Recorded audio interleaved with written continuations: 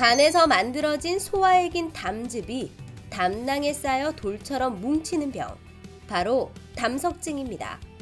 담석이 담낭과 담관을 막으면 통증은 물론 소화가 잘 안 되고 고열, 황달 등을 일으키는데요. 원인은 서구화된 식습관, 비만, 지나친 다이어트 등으로 대부분의 환자들이 단순 복통으로 생각하고 방치해 심하면 당낭염이나 폐혈증으로 이어질 수 있어 주의가 필요합니다.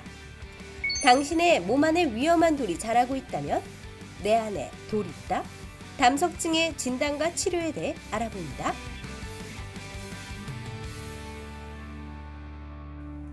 TBC 클리닉 건강 365 오늘의 주치 외과 하헌탁 과장님과 함께하겠습니다. 안녕하십니까? 안녕하세요. 안녕하십니까? 하헌탁입니다. 네, 우리가 보통 쓸개라고 하는데 이게 정식 용어로는 담낭이죠. 그리고 쓸개즙이 나가는 길을 우리가 담도라고 하는데 이 두 군데에 돌이 또 많이 생긴다고 들었습니다. 맞습니다. 예, 과장님 먼저 우리 몸에서 이 담낭이 어떤 역할을 하는지부터 좀 알아볼까요? 예, 알겠습니다.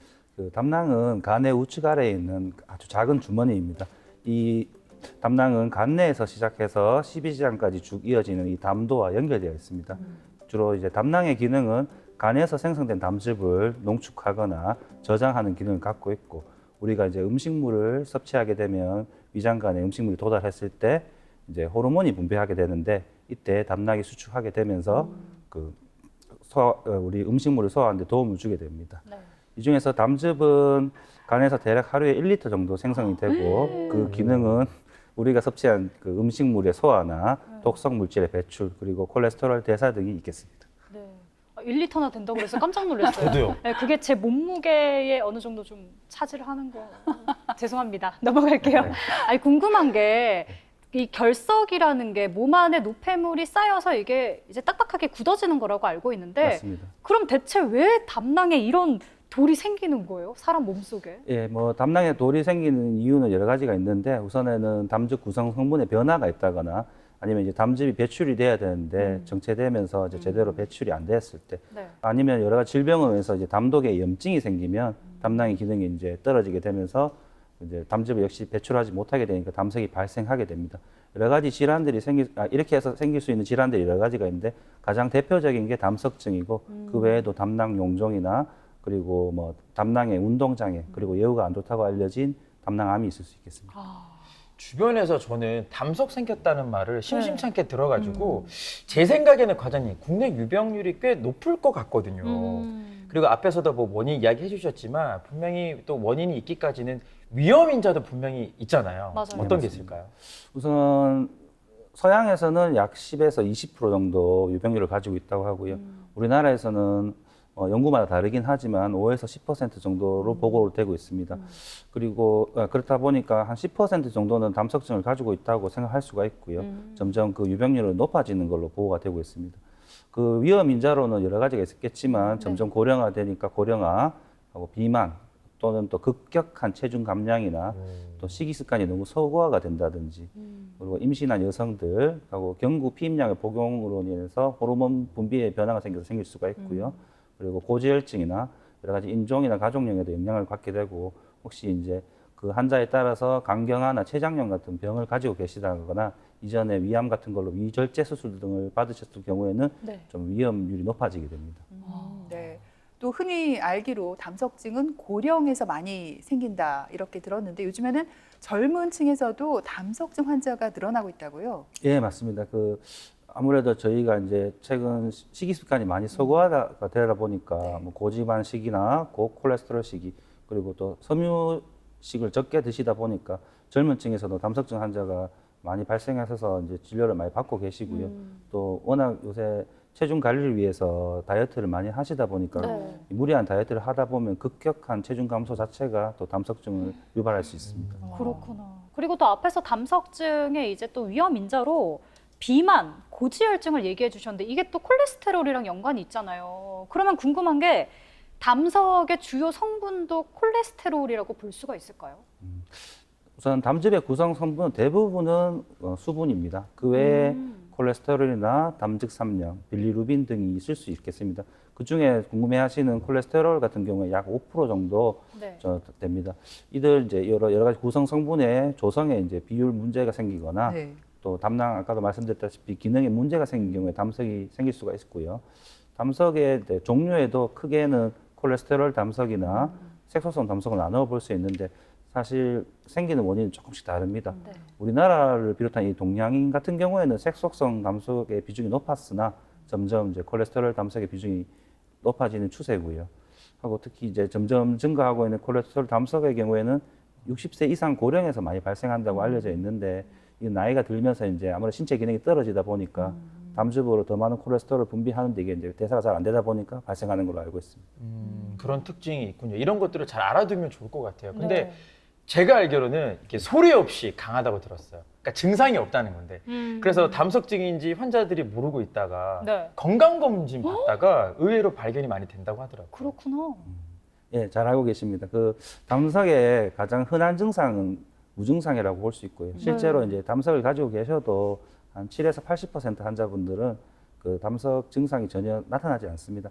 하지만 증상이 없던 분들도 한 매해 1에서 4% 정도 새롭게 그 증상이 발생한다고 알려져 있습니다. 네, 그렇군요. 무증상이 뭐 대표적인 증상이다 이렇게 그렇죠. 말씀해 주셨는데, 예, 맞습니다. 근데 제가 좀 찾아보니까 그 윗배 불편함, 소화불량 이런 것도 증상으로 나타날 수 있다고 들었습니다. 이거는 보통 보면은 위장 질환의 하나의 어떤 증상이잖아요. 맞습니다. 헷갈릴 수 있겠어요. 예. 우선 말씀하신 대로 담석증이 이제 증상이 나타난다고 하면은 우리가 흔히 얘기하는 복통이 가장 특징적인 증상인데 만약 복통이 발생하면 우상복부, 그러니까 우측 위쪽 배나 아니면 명치 부위에 그 통증을 주로 호소하시게 되고 네. 수시간 동안 지속되는 복통이 특징적입니다. 이 중에서 한 15에서 30%는 증상이 호전되지 않고 급성 담낭용을 진행해서 응급수술이 필요하시는 경우도 있고요. 그 외에도 아까 말씀하신 좀 모호한 증상, 소화불량이나 속쓰림, 오심, 구토 이런 증상을 호소하셔가지고 병원에 가셔가지고 위내시경 같은 검사를 하셨는데 네. 특이 증상이 없으셔서 알고 보니까 담석증 때문에 그런 증상을 가지게 되신 분들도 있습니다. 그 외에도 이제 항달이나 간 기능 검사에서 이상이 나타나는 경우도 있습니다. 네. 네. 아, 설명을 듣고 나니까 제가 예전에 봤던 인터넷 글이 이제서야 좀 이해가 됩니다. 그때 이제 봤던 글은 어떤 분이 밤에 막 복통이 생겨가지고 응급실에 급하게 갔는데 위경련인 줄 알았대요. 근데 알고 보니까 담석증이란 진단을 받았다고 하더라고요. 네, 맞습니다. 저희가 이제 담낭 발작이라고도 표현을 하는데 기름기 많은 식사를 이제 드셨을 때 특히 이제 밤에 네. 야식으로 급하게 드셨을 때 위경련 증상이 심하게 나타나면서 응급실로 그 급하게 방문하셨는데 네. 검사를 해보면 위하고는 관련 없이 담석에 의한 담낭 담석에 의한 증상으로 이런 한 것이 발생할 수 있습니다.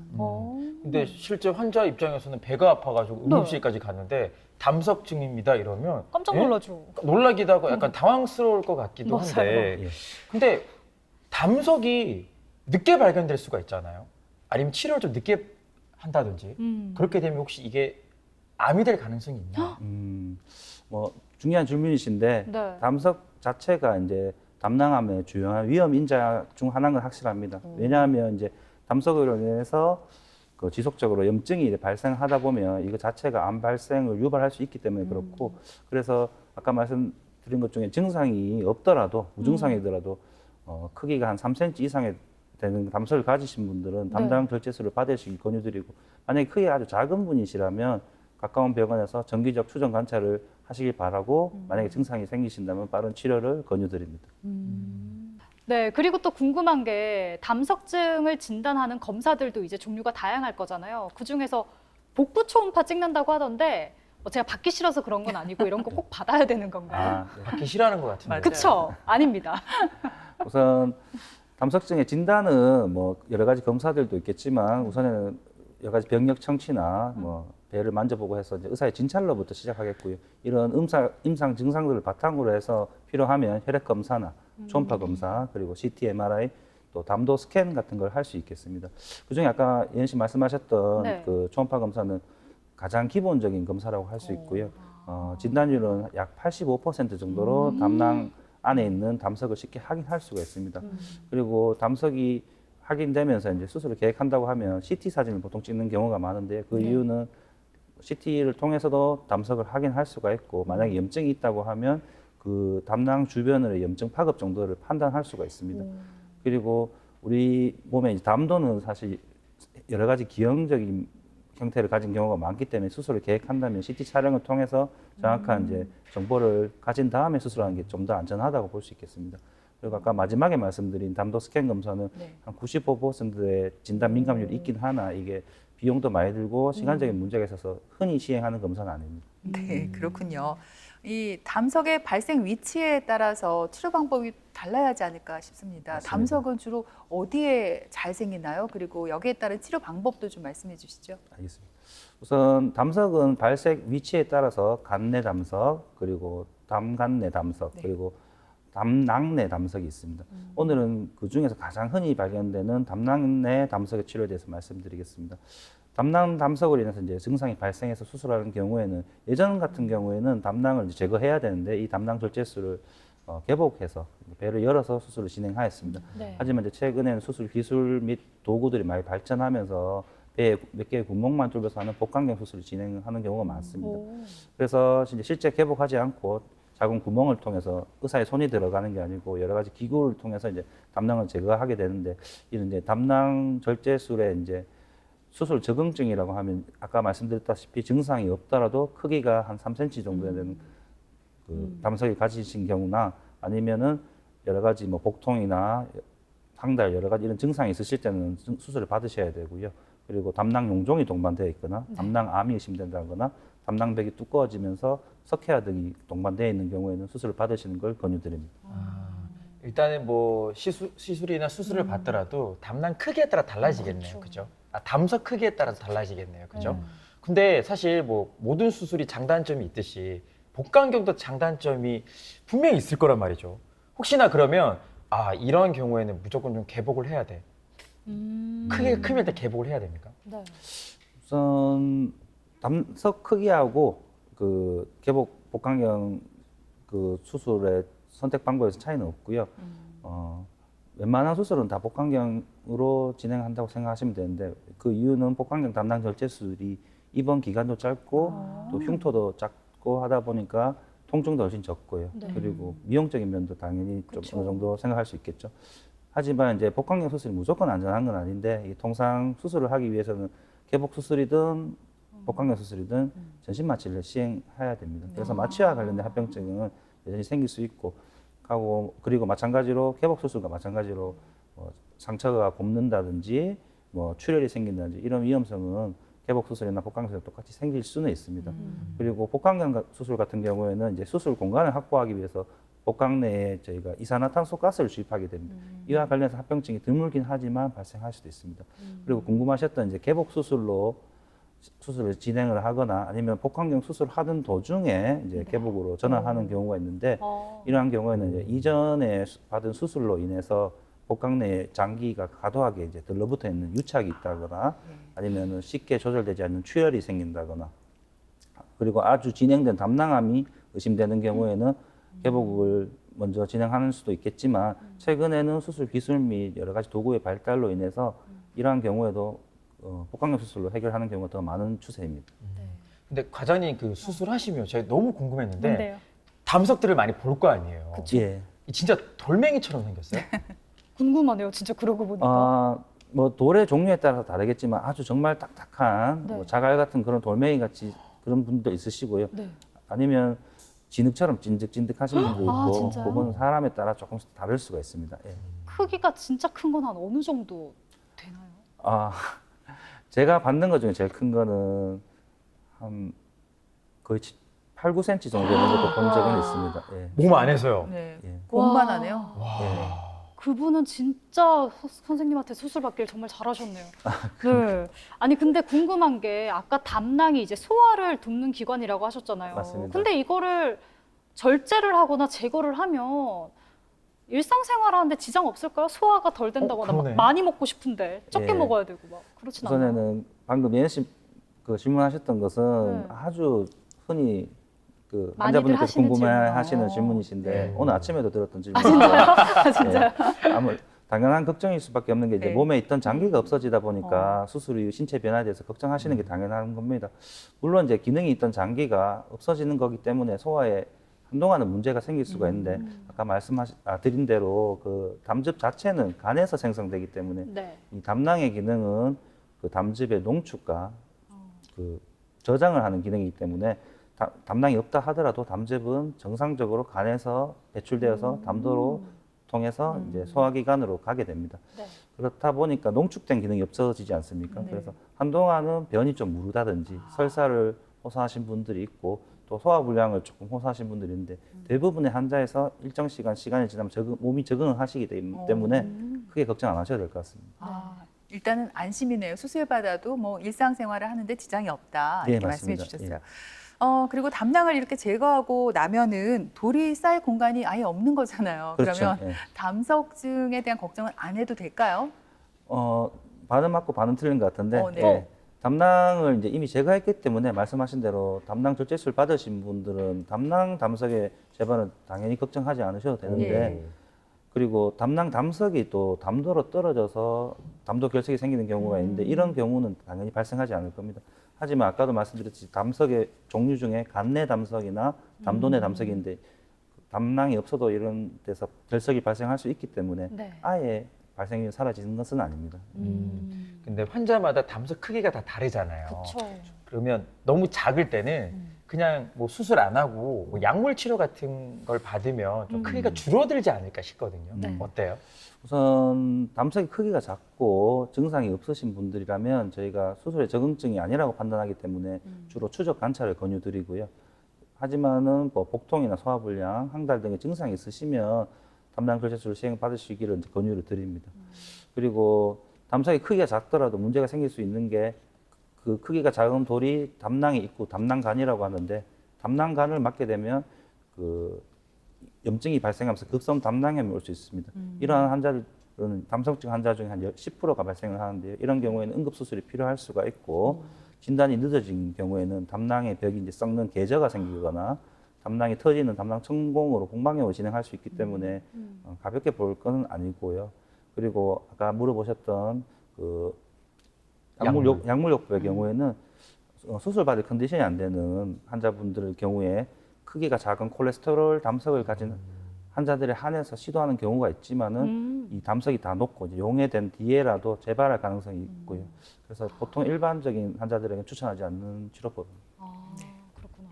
그 담석 제거를 하는 수술을 하고 이제 조직 검사를 만약에 하잖아요. 근데 이제 뭐 좋지 않은 일이지만 만약에 담낭암이 발견이 됐어요. 그러면은 과장님 이게 재수술이 가능한지가 궁금하고 또 사실 재수술이면은 예후도 좀 걱정되잖아요. 가능한가요? 우선 그 아주 좋은 질문이신데 오늘 좋은 질문들을 굉장히 많이 오늘 컨디션이 괜찮아요. 오해네요. 네.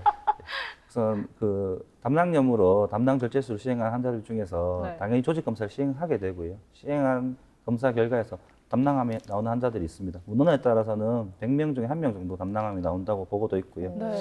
이런 경우에는 이제 이분이 이 담낭암에 추가 수술을 받을 수 있는지 아니면 담낭 절제술만으로 치료가 끝나는지 그 적절한 평가를 해야 됩니다. 그래서 네. 적절한 수술점 그 암에 대한 병기 검사를 해야 되는데 예를 들어서 뭐 펫CT를 찍는다든지 종양 수치 검사를 한다든지 이런 것을 통해서 2차 수술이 필요하면서 가능하다고 하면 수술을 시행 받으시면 됩니다. 시행 받으시고 예후는 이제 그 2차 수술까지 다 끝나고 나서의 조직 검사 결과에 따라서 사람마다 달라질 수 있겠습니다. 네, 그렇군요. 앞에서 담석이 콜레스테롤 그리고 칼슘으로 이루어져 있다고 말씀해 주셨어요. 근데 칼슘은 우리가 꼭 섭취해야 되는 영양소잖아요. 그렇죠. 영양제로 많이들 챙겨 먹는데 담석증을 예방하기 위해서는 그럼 칼슘을 먹으면 안 될까요? 이것도 많이들 물어보시는 질문이신데 칼슘 복용이 담석증을 유발한다는 연구 결과는 알려진 게 없습니다. 그러니까 걱정하지 마시고 칼슘 복용이 필요하시다면 네. 그거 잘 복용하시면 되겠습니다. 아, 매일 이렇게 칼슘 먹는데 괜찮다는 말씀이시죠? 예, 아무 문제 아하. 없습니다. 네. 이런 정보가 진짜 중요한 것 같아요. 일단 칼슘은 드셔도 된답니다. 자, 근데 사실 저는 치료에 대해서도 하나 더 여쭤보고 싶었어요. 요로 결석이 있을 때는 그쵸. 왜 체외 충격파로 돌을 깨기도 하잖아요. 혹시 담석증 치료 때도 이 체외 충격파가 사용되지 않습니까? 굉장히 좋은 질문 같은데. 스스로. 예. 네. 이 질문도 오늘 아침에 진짜요? 환자분에게 들었던 와. 질문인데 와 대박 소름 돋는다. 아주 많이들 궁금해하시는 거고 체외 충격파를 통해서 세석을 통해서 이제 담석을 치료하는 거죠. 요로 결석하고 비슷하게 생각해서 물어보신 분들이 많습니다. 하지만 이 시술 이후에도 이제 약물 복용을 꾸준히 하셔야 되고 시술이 가능한 환자의 비율도 매우 적고요. 하고 한 이후에도 합병증이 재발할 확률이 너무 높기 때문에 많이 이루어지지 않는 치료법입니다. 네. 철원 씨가 요로결석에 대한 질문을 해서 저도 하나 할게요. 요로결석 왜 크기가 좀 작은 경우에는 물 많이 마시면 이거 저절로 이렇게 오, 맞아. 소변으로 네, 배출된다. 네, 소변으로 배출된다 하잖아요. 네. 혹시 담석도 좀 그렇지 않을까요? 물 많이 마시면 저절로 작은 네. 거는. 뭐 어떤가요? 여러 제가 비뇨기과 의사는 아니지만 네. 여러 결석의 경우에 소변을 통해서 나오기 때문에 충분한 양의 물을 섭취하라는 권고를 하고 또 그 미네랄 자체를 희석하기 때문에 충분한 수분 섭취를 권유한 걸로 알고 있는데 담석의 경우에는 이제 담즙의 배출 경로가 전혀 소변하고 다르기 때문에 그 수분 섭취를 많이 한다고 해서 자연 배출에 크게 도움이 되지 않는 걸로 알고 있습니다. 그러면 물을 먹으면 배만 부르겠네요. 그렇겠네요. 그리고 요로결석에 대해서 자꾸 물어보니까 저도 한 가지 궁금한 게 여름철에 왜 땀 많이 흘리니까 돌이 잘 생긴다고 하잖아요. 담석증의 경우는 어떤가요? 계절하고 관계가 있나요? 특별히 그 담석증이 발생해서 뭐 계절 여름이 특별히 더 잘 생기고 그런 연구 결과는 없는 걸로 알고 있습니다. 네, 그렇군요. 자, 그러면 우리가 담석증 또 예방을 해야 되잖아요. 예방하려면 어떤 습관을 가지면 좋을까요? 먹는 습관 그리고 생활 습관에 있어서 우리가 참고할 만한 점이 있다면 말씀해 주시죠. 예, 우선 담석증을 예방하려면 너무 서구화된 식사, 예를 들어서 아까 말씀드렸던 고지방식이라든지 고콜레스테롤 식이를 좀 자제하시고 식이섬유 섭취를 많이 권유드리고요. 네. 그리고 가식을 하지 않으시는 걸 권유드리고 정상 체중을 유지하시는 게 좋겠습니다. 그리고 과일이나 야채, 비타민 C 하고 만약에 피임약을 복용하신 분들이라면 적절한 사용 등을 권유드리겠습니다. 네, 그렇군요. 오늘 담석증에 대해서 자세히 알아봤습니다. 지금까지 하원탁 과장님께서 수고 많이 해주셨습니다. 오늘 정보 잘 들었습니다. 고맙습니다. 고맙습니다.